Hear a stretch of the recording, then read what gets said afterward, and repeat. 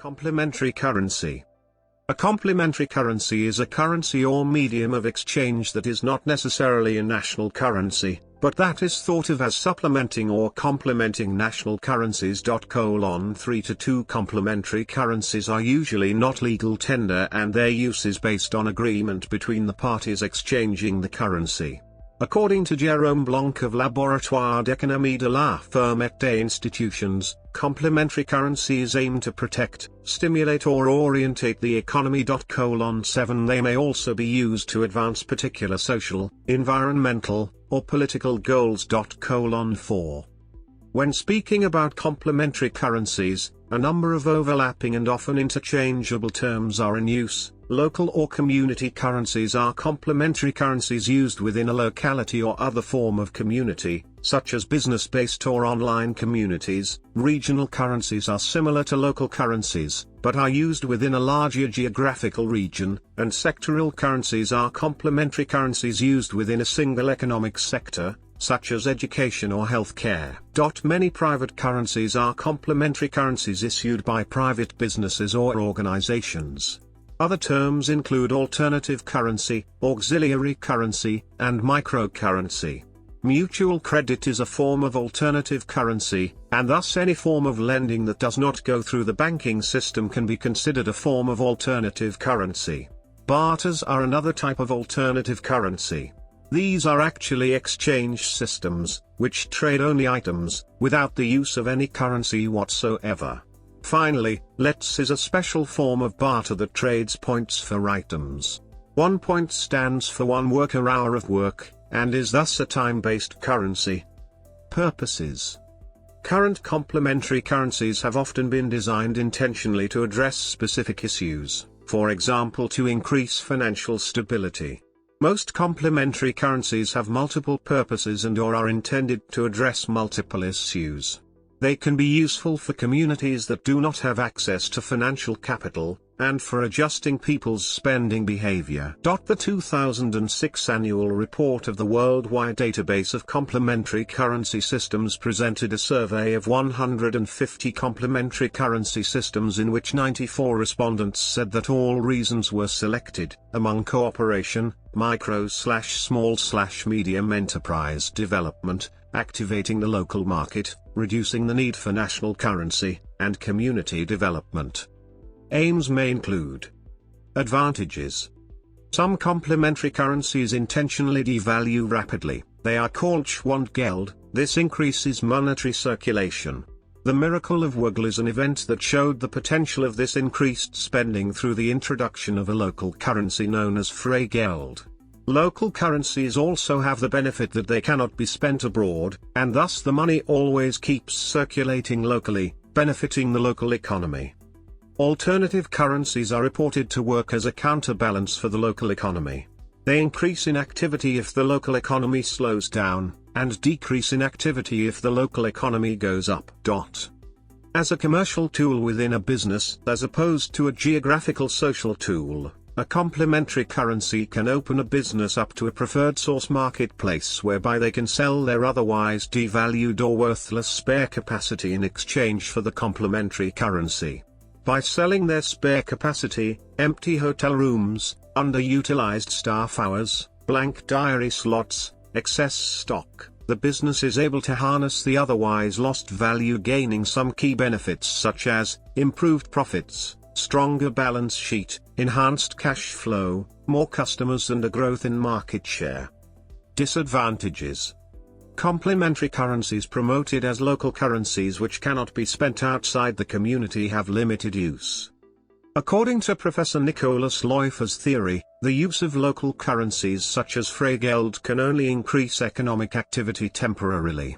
Lengthy use of a local currency will ultimately result in a decline in economic activity and lead to a destabilization of the economy. This is due to the increased circulation velocity of the money as the amount in circulation decreases, as currencies as Freigeld reduce in value rapidly.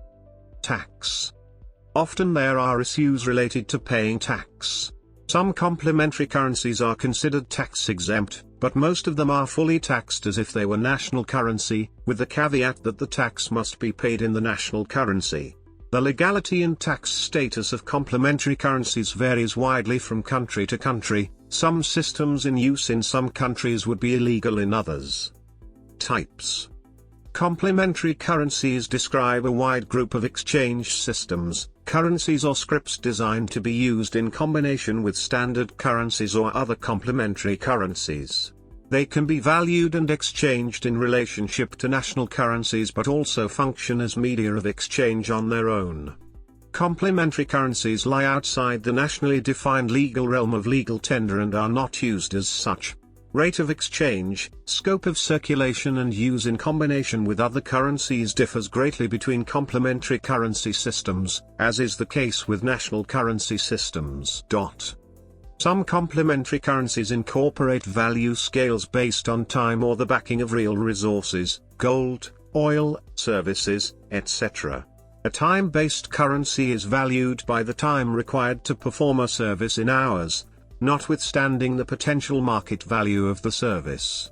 Another type of complementary monetary systems is the barter. An exchange of specific goods or services is performed without the use of any currency. In 1982, the most widespread auxiliary currency system, the local exchange trading systems, was created. It regulates the exchange of goods and services between the members of the cooperative. Examples for an investment system of complementary currency are the Automatic Social Financial Network, ASFN, and the International Crowdsourcing and Crowdfunding Community Evolution RA, whose members use their own complementary virtual currency gold. The introductory fee paid by the new association members is subsequently directed toward investments in a variety of commercial projects. Some complementary currencies take advantage of damage fees, an intentional devaluation of the currency over time, like negative interest. This stimulates market exchanges in the devaluating currency, propagates new participation in the currency system and forces the storage of wealth, hoarding, ability usually reserved for currency into more permanent and better value holding tools like property, improvement, education, technology, health, equity securities, etc., all of which are sheltered from the currency-based damage fees. Other experimental complementary currencies use high interest fees to promote heavy competition between participants, and the removal of wealth from long-term wealth holding structures, natural/material wealth, property, etc., to aid in the process of rapid industrialization, mass production, automation and competitive innovation. Monetary speculation and gambling are usually outside the design parameters of complementary currencies.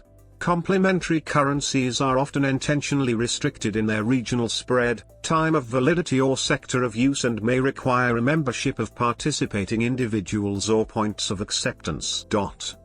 There are some complementary currencies that are regional or global, such as the Community Exchange System, VIA and Friendly Favors, Type X in the Lazio region in Italy, or the proposed global currency Terra.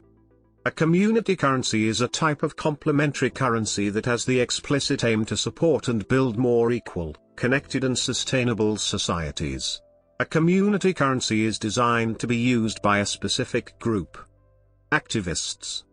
Some complementary currency activists are Belgian ex-banker Bernard Lietaer, British economist Hazel Henderson, Dutch STRO director Henk van Arkel that developed Cyclos, coin initiators Edgar Campers and Rob Van Hilton, Paul Glover of Ithaca Hours, Margaret Kennedy from Monitor, Let System inventor Michael Linton, time banking inventor Edgar S. Kahn, Complementary Currency Resource Center coordinator Stephen de Moulinier and many others. Lietaer has argued that the world's national currencies are inadequate for the world's business needs, citing how 87 countries have experienced major currency crashes over a 20-year period, and arguing for complementary currencies as a way to protect against these problems. Lietaer has also spoken at an International Reciprocal Trade Association, IRTA, conference about barter. List of complementary currencies. Other non-regional complementary currencies include